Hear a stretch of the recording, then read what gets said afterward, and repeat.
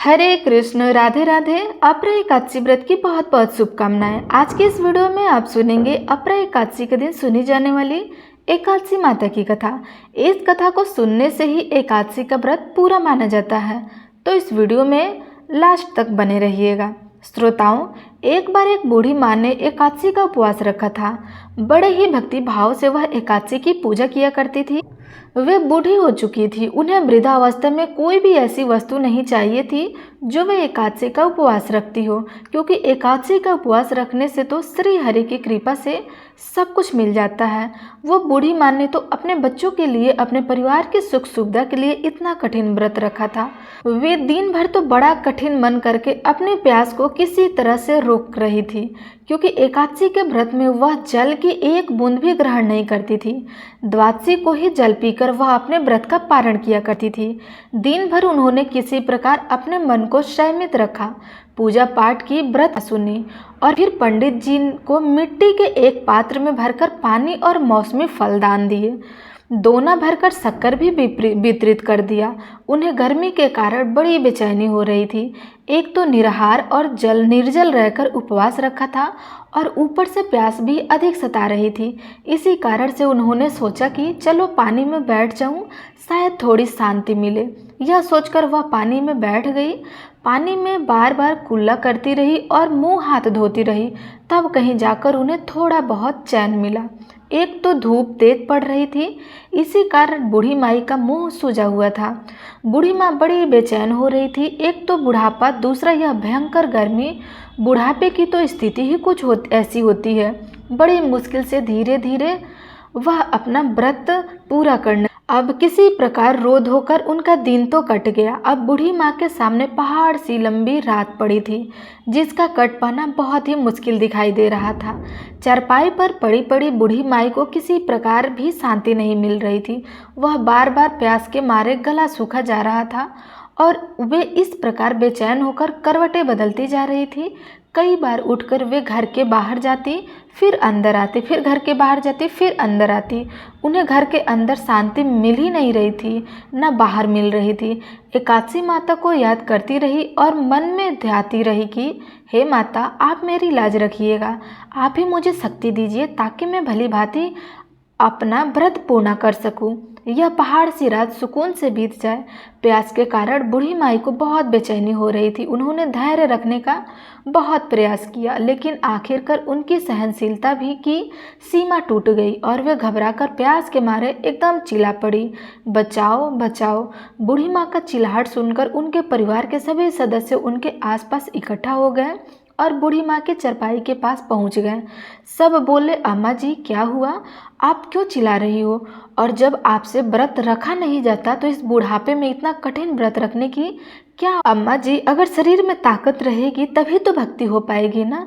पानी पी लीजिए। बूढ़ी माँ अपने परिवारजनों से बोली, मेरे को तो बहुत प्यास लगी है, इसके कारण लग रहा है कि मेरा प्राण निकल जाएगा। जरा जल्दी से मेरी छाती पर ठंडे पानी की घड़ा रख दो।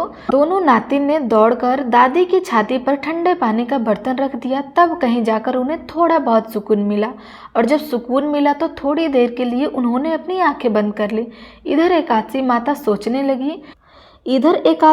सोचने लगी, यह तो बुढ़िया माँ लेकिन बड़े नियम से मेरा व्रत रखती है, चलकर इनकी परीक्षा लेनी चाहिए। ऐसा विचार करके एकादशी माता आधी रात को मुर्गा बनकर कुकड़ू करने लगी। मुर्गे की कुकड़ू को सुनकर बूढ़ी माँ जल्दी से उठी और बाहर जाकर आसमान की ओर निहारने लगी, लेकिन आसमान में तो कहीं भी उन्हें सुबह का तारा दिखाई नहीं दिया। अब वे सोचने लगी कि फिर यह मुर्गा भला क्यों, कैसे बोल गया। एक तो उन्हें प्यास लगी थी, अब थोड़ा बहुत उनका मन भी बेचैन होने लगा। आखिरकार उन्होंने यह दृढ़ निश्चय किया कि अब तो मैं इस व्रत को पूरा करके ही छोड़ूंगी, फिर चाहे व्रत पूरा होने तक मेरे प्राण ही क्यों न निकल जाए। मन में ऐसा पक्का निश्चय कर वह वापस चरपाई पर आकर लेट गई। थोड़ी ही देर बाद एक एकादशी माता ने उन्हें उनकी फिर से परीक्षा लेनी शुरू कर दी। तो वह एक छोटी सी कन्या का रूप धरकर गिलास में मीठा पानी लेकर उनके सिरहाने खड़ी हो गई और जोर जोर से बोलने लगी, दादी जी सवेरा हो गया है, आप हाथ मुंह धोकर शरबत पी लीजिए। पहले तो शरबत का भरा हुआ गिलास देकर बूढ़ी माई का मन ललचने लगा। प्यास के मारे गला जो सूखा जा रहा था, किंतु अचानक उन्हें याद आया कि उनका तो एकादशी का उपवास है। फिर उन्होंने सोचा कि अभी तो वे किसी भी तरह से यह शरबत पी नहीं सकती, और फिर वे चुपचाप अपने चारपाई पर लेट गई। जैसे ही उनकी आंखें लगी तभी उन्हें एहसास हुआ कि मानो किसी ने उन्हें पानी से भरे हुए कुएं में पटक दिया हो। वे कुछ देर तक उस कुएं में हाथ पांव चलाती रही, लेकिन इस बीच उन्होंने अपने मुंह में पानी की एक बूंद भी नहीं जाने दी, क्योंकि उनका एकादशी का उपवास था और वे पक्के निश्चय के साथ अपना व्रत पालन करती रही। थोड़ी ही देर में उन्हें ऐसा लगा मानो सामने आग जल रही हो। आग के कारण बड़ी भारी गर्मी लगने लगी। प्यास के मारे उनके प्राण निकलने लगे, लेकिन इतना सब होने के बाद भी बूढ़ी माई ने पानी की एक बूंद भी नहीं पी। वे तो बस चारपाई पर बैठी बैठी एकादशी माता का ध्यान कर रही थी। अब सवेरा होने में बस कुछ ही समय था। यह जानकर वे बड़ी तसल्ली के साथ इधर उधर घूमने लगी। एकादशी माता अब तक यह बात अच्छी तरह से समझ चुकी थी कि इन बूढ़ी माँ को किसी प्रकार से अपने व्रत से नहीं टाला जा सकता है। वे उनके सत्य व्रत को भली भांति समझ चुकी थी। अब सवेरा हो गया तो बूढ़ी माई ने स्नान किया, भगवान श्री हरि का पूजन किया, फिर एकादशी माता की कथा सुनी, ब्राह्मणों को दक्षिणा देकर भोजन कराया, तब कहीं जाकर उन्हें जल ग्रहण किया।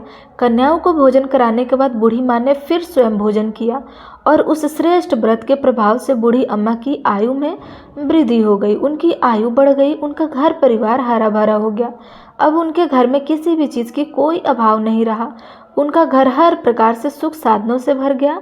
नाती नतनी से उनका घर भर गया, और वे उसी तरह से 12 महीने की एकादशी का व्रत करने लगी।